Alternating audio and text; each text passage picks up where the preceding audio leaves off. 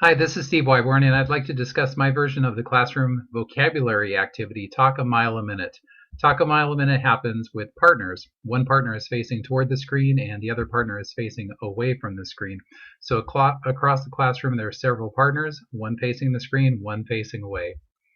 When the activity begins, the partners who are facing the screen see a list of words on the screen, and their job is to get their partner to say the words, and they'll provide rich vocabulary context so that their partner can say those words. Of course, the job of the partner facing away from the screen is to say the words.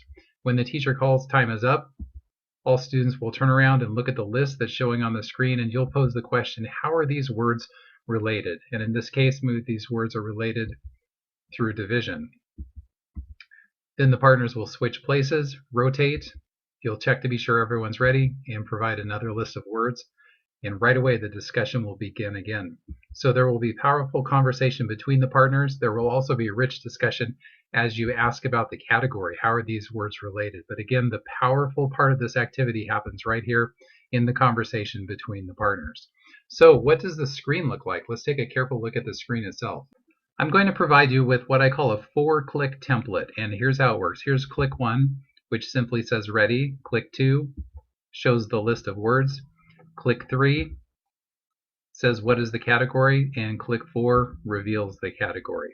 If you were to click again, this will advance to the next slide, and the first click will say ready, and really that's to help the students, to signal them, to ask them, are you ready? But it's also for you, because if you were to click without the ready question there, it would reveal the words possibly too soon.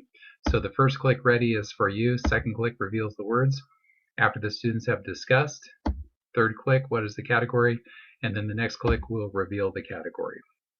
On to the next slide. Here's click 1, click 2, and sometimes I will mix this up a little bit and I might throw in a twist and I might say, of all of these words, which word is the most different from the others, and why is that? Whether or not I choose to have that discussion, I'll move on and I'll ask what is the category. The students can discuss, predict, and then we can reveal what the category is in this case. Okay, so how do I make a slide? The first step to make a slide is to simply download this template, and then I'll show you how the template works. So when you have the template, there are 2 steps. The first step is to simply type your word list in the text box.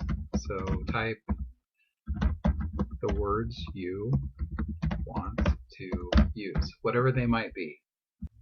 And then the next step is to click and slide this black mask away, and underneath you can type the category in here. So whatever it might be, simply type that in and then slide the black mask back on top of the category again. So when you play this slide, it will behave like this. Here's your first click, second click, third click, and then your fourth click will reveal the category. So here's an example of some words that I might choose to use.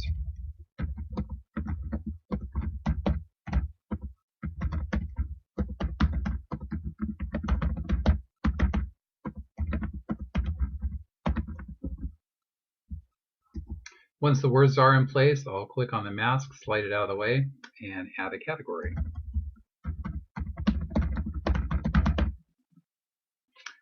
When I'm finished, I'll slide the mask back on top of the category, and I'll be finished.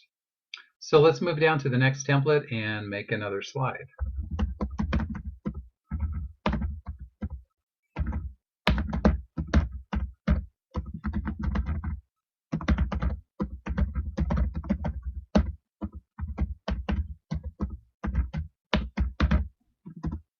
Now I'll slide the mask out of the way and add a category. I'll replace the mask, and now this slide is ready. And then once again, when I play the slide, this is how it will behave. Here's the first click, second click, third click, and the fourth click. So the slides are really easy to make. The question comes up, how many slides should I make? And I recommend making at least 4 slides. So here's the template. It's ready for you to take, use, and download. Let me run a few more copies of this. If you want more than 4, there will be plenty here. So that's it. That's my version of Talk a Mile a Minute. I encourage you to use this in math for vocabulary development, but also in any other subject area. It's really a powerful activity. Again, you can download it here, use it tomorrow. I'd love to hear how it goes for you.